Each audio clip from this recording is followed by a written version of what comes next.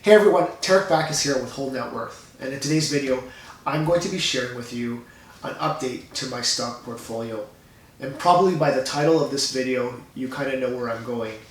And yes, I'm all in on Tesla. Well, not quite. I have updated my portfolio and I have added a sizable position in Tesla, and now Tesla is about or just over 80% of my portfolio. I will share with you how I got to that point and also what my thinking is and why I'm doing that, why I'm also taking that risk. But first I just wanted to say I have been away for a while. I haven't been posting videos. I've started this channel a while back in the hopes of creating content that will help people with investing in real estate, investing in stocks, and generally building wealth. I have been working on increasing my real estate business, so that has tied me up, but I'm looking to get back to produce more content regularly. Well, I shouldn't say get back. I'm looking to start producing content regularly. So if you have any ideas or things that you want me to talk about or discuss, please leave a comment. Also, if you think this video provides value, please like it and subscribe to the channel as well. I wanted to talk about today my rationale and reason for having Tesla as 80% plus in my portfolio and why I'm taking that risk. And there's a couple of reasons. So when I started investing in 2012 in the stock market, I was reading a lot of Warren Buffett articles and his philosophy, and I was also reading about having a diversified portfolio.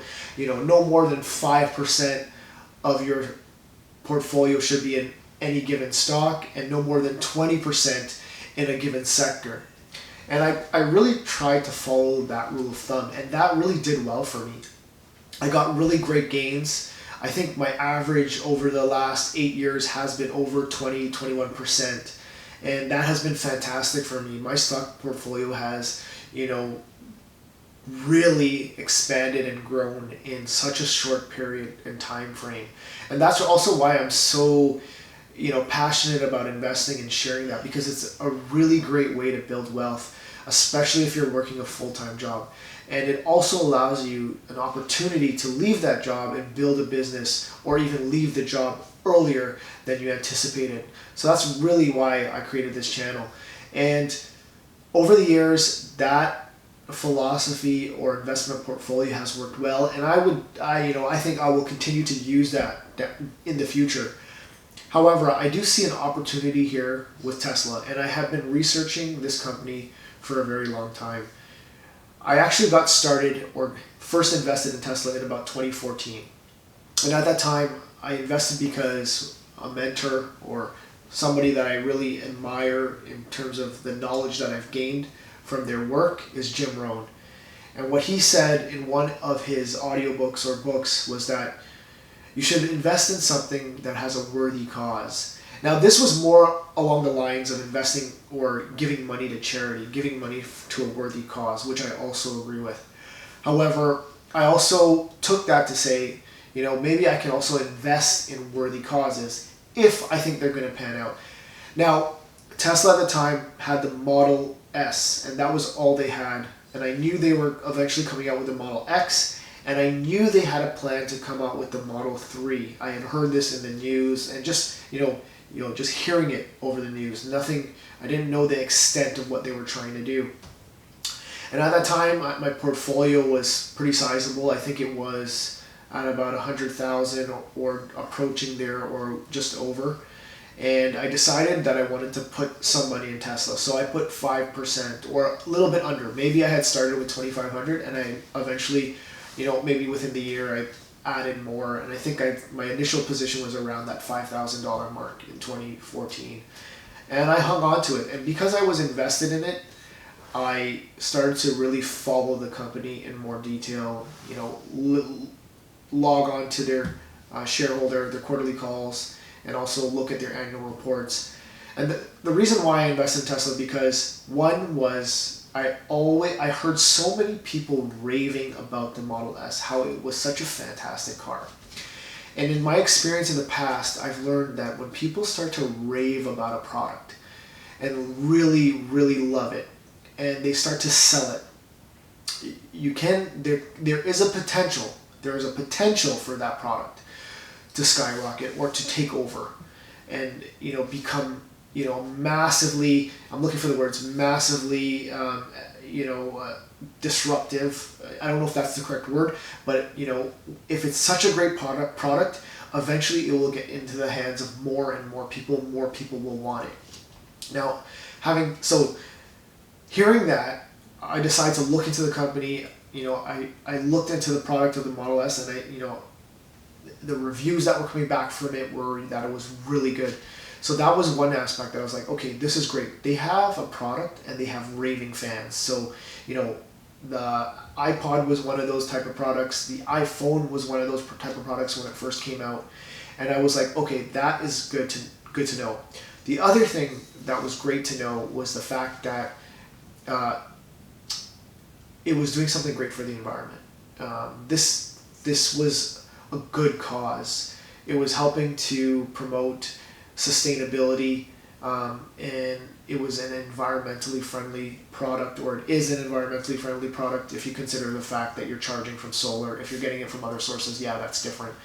But it's changing the world for the better. And I thought that was a really, when I invested the $5,000, I thought, okay, you know what? It's a great product. It has a potential to take off, but it's a worthy cause. So let me put some of my money into something worthy, and maybe it can grow into something big, and at least I can feel good. This was more emotional. Feel good about doing something good for the planet and for the environment. And that was just more for myself, morally. Whether you decide to do that or not, that's up to you. So that had nothing to do with financial and really looking at return and numbers. So that was a qualitative factor, but a personal qualitative factor. And the other thing I looked at was if this were to the other thing I looked at was Elon Musk. So I knew that from Warren Buffett, one of the things he stresses is having a good management team. And then I went on YouTube and I started watching a ton of interviews on Elon Musk, and I started to realize that, he was able to create a company in PayPal and some other businesses before and grow those successfully, and now he's taking on this new challenge. And there was a couple of interviews where, I remember one interview where he basically said, and this was regarding the SpaceX launches, and after the third launch, it crashed, and they only had money for one more. And the interviewer said, did you ever think about giving up? And his immediate response was, no, I never think of giving up. I have to be completely dead or incapacitated before that happens. So I really found that quality a really strong quality, because that's something that I struggle with. I find that I tend to, give up a little bit more easily before I start things. Maybe that's probably why I'm not, so consistent with doing these YouTube videos. But I found that a really strong quality, and from my experience of looking at businesses being built, I found that quality to be something very valuable and a trend in companies that expand and become big businesses. So that was another thing that I was betting on. So I was like, okay, my $5,000 was good. It was in good hands, and whatever happens. As the years went by, Tesla started to increase its production of cars. It started to roll out the Model 3, and then eventually it was building the China factory. And that's when I started to load up, because I started to realize that once the Shanghai factory came on board, there was going to be a lot of Model 3s being pumped out at that point. Now, I was also hearing about ARK Invest and Ron Barron investing in Tesla, and their price targets and projections for the company. And that was something, from listening to them, I really got a good feeling. And that's all I was going on, was a feeling that those price targets were achievable, but I didn't understand how they were coming up to those numbers. So that, I was investing, I added more to Tesla based on those two people, because I really felt that they were being sincere, and I really felt that they were also knowledgeable about the company. That was all feeling though. And it wasn't until I started to look into the numbers myself that I realized how they were coming up with this valuation. And maybe in future videos I might discuss or look at how I come up with my number for the market cap. I know there's a ton of videos out there and there's some really good ones, but I just do rough estimates based on something on a napkin. But I could see after I did that, I could see how they were coming to those numbers, especially when you factored in autonomous driving. So I kind of want to, I don't want this video to be too long, but I started to add to Tesla right, before it spiked, and that drove, basically from last year to this year, my portfolio has more than doubled, and really it's only because of Tesla and a little bit of Apple as well. Now, one of the big reasons why I'm taking on the risk of having 80% of my portfolio in Tesla is because a couple of things from my experiences growing up. I was born in 1982, and I grew up through Microsoft, blowing up, and Microsoft Office. And then I also saw, the iPod and the iPhone generation. And then I'm seeing, and I saw through Amazon. And when you look at these companies, what they did, especially with Microsoft Office, I should say just Microsoft, but Office, it disrupted a whole, not a industry, it disrupted industries by creating a software system that allowed you to do so many more things on one device. And because of that, it became one of the most valuable companies in the world. And if you look at the investment that you made, if you were to make in the early stages of the company to where they are today, it would, depending on how much you put in, you could easily be in the multi-millions. And that same thing happened in Apple and in Amazon, and to some extent Netflix as well. And I missed out on those because my mindset was only on, keep your portfolio diversified, no more than 5% in a company. Look for companies that also have a dividend to some extent, because you can basically hedge the value of the company with that dividend. And then also look for, companies that have been around for a long time and have established strong moats, and strong brands. And that worked well for me, and it still does. However, I see this transition happening, and I have a very strong conviction that this will happen. It's going to happen, and you can see it starting to happen more and more, where more automakers are coming on board with EVs. Cities, countries are coming on board with EVs, and then autonomous. I see autonomous happening and taking over, and the transportation industry will be changed for the next generation for the next generation of people. And I really believe that Tesla is going to be one of these generational companies that changes that way we operate around transportation, and even energy and sustainable energy. And don't even get me started on that part. That was a whole nother reason. So these are the reasons why I'm putting 80% of my portfolio in Tesla. Even more as it expands. I'm probably not going to take anything off unless I have to. And I'm really, it still is risky, because anything can happen to any company. And however, based on my conviction, based on today where I see the company, I still think that they're going to be the leader.